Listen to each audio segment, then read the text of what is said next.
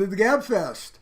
Alison, about a year ago or so, Perhaps I know. I don't know. Well, if you don't, you will. Okay, I'm about to find out. Okay.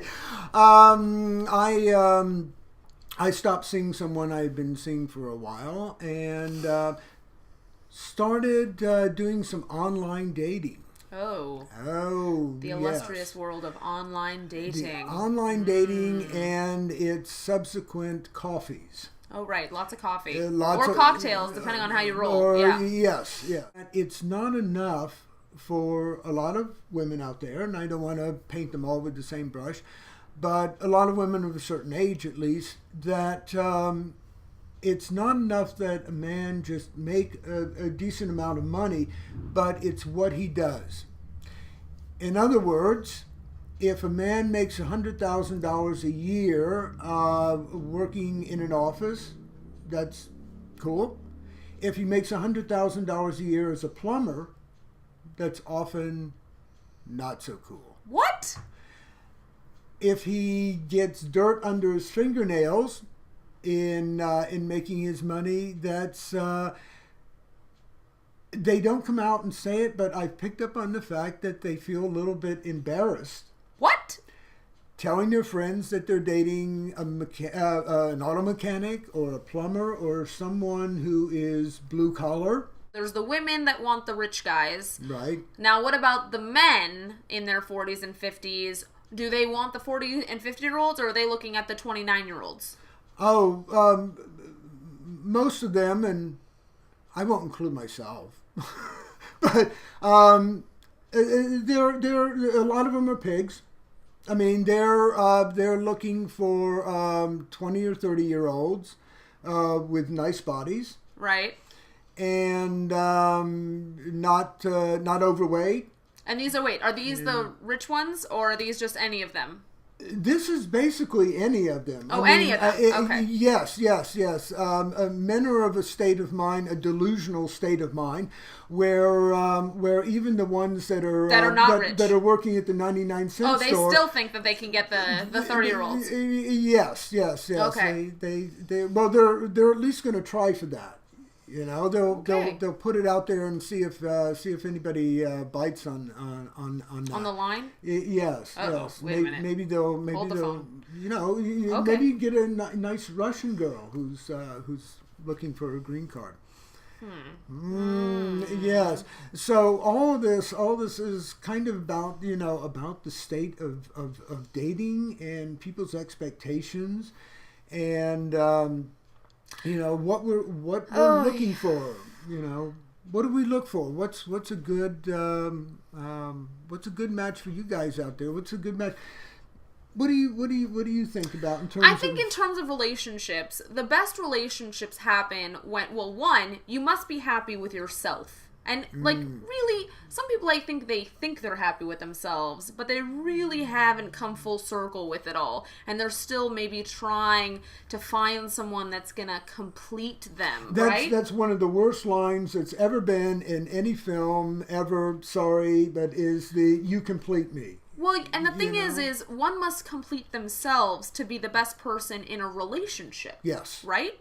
Yes. Because essentially what you want to have someone that's going to complement you, and you can make a life together, right? But two individuals who are unto themselves, whatever, and they make a good match, right? But not someone where you need this person to then fulfill some aspect of yourself. It should be something that complements what you've already got, right? So I don't know. I just have a lot of issue with men and women who venture into this world of dating and they still really haven't sort of come to grips with the things that really might work for them in a relationship, truly, so going past looks and going past all these things, but truly the qualities they need in someone else to really benefit them in a relationship, right? And so people don't often, the thing is I do have a lot of single friends. I am not single anymore. But I have a lot of single friends, and it's... Because you found a rich guy. No, I mean, technically, no. But he's rich with many other things. Yeah, there you go. And you hit on one of the main things right there. It's, you have to really stop thinking about what is this other person bringing? And you have to think about, what am I bringing? Right. What have I got to give? Yeah. To this, not, is this other person rich, or are they hot, or are they this or anything, but what have I got? Well, like in terms of the qualities in someone, because I mean, ultimately, while it's great if someone has lots of money, right? There are things that, what if that person, you meet them and then they lose all their money, right? Exactly. Or what if I don't know, they leave you for some other younger person, or God forbid you meet a beautiful woman who develops a serious illness, or absolutely, something right. like, so something or maybe she's in an automobile accident and now she's in a wheelchair. Right. So your beautiful young model is suddenly not now what in a she wheel, was before. Which doesn't mean that she's still not beautiful, but she wasn't right. But she's no longer your concept of what you were looking for as a beautiful woman. So unless you are in love with her heart, right.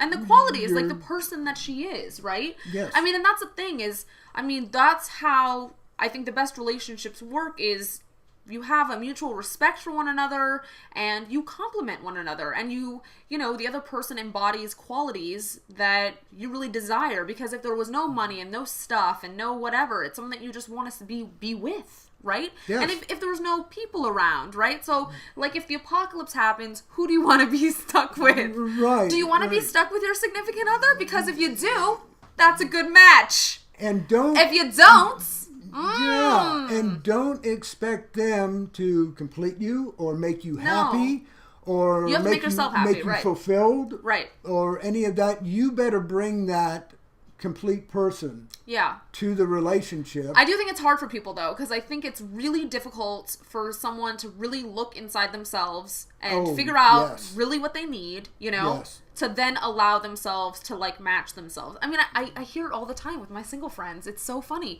because they want they want kind of what you're saying. I'm not going to disagree with you, Michael, because I've heard it. I have heard it, and it's unfortunate because even if I approach it from the angle of this might not fare well for you, it doesn't matter. People hear what they want to hear and they're going to go after what they want to go after, and it is what it is. And maybe after making this sort of, if they make, I won't say a mistake enough, but if sort of, they enter into these unsuccessful relationships often enough, perhaps they will then sort of be theoretically smacked across the face and wake up. And do me a favor and my male friends a favor. If you're really attracted to bad boys, just go ahead and say it. Stop saying, where are all the nice guys? Why can't I find a nice guy? Because they're around. Because they're around. Yeah. But you end up with the bad boy. Just go ahead and admit that that's what you like and that's what you want, and you're probably going to be a bit miserable with your bad boy because he's going to be bad. But just go ahead and be honest with it. I think ultimately that's the thing, Michael, is people should be honest about the whole, if it's online dating. I always say this too with online dating. The minute you think you remotely like somebody, right? So the minute, as opposed to like the 9-hour chat conversations or the 3-hour phone calls, right? It's all about chemistry, I think. I truly believe that. I think that just... when you meet someone, if you got that sort of fire, right? Or whatever it is. And so I encourage people to like meet at the Starbucks or meet at I'm going to say coffee, Michael, better than a cocktail on the first go. Yes. Let's have our full wits about us when we're meeting someone for the first time. But yeah, I encourage people to meet the person, right? As opposed to wasting time with like all this talk.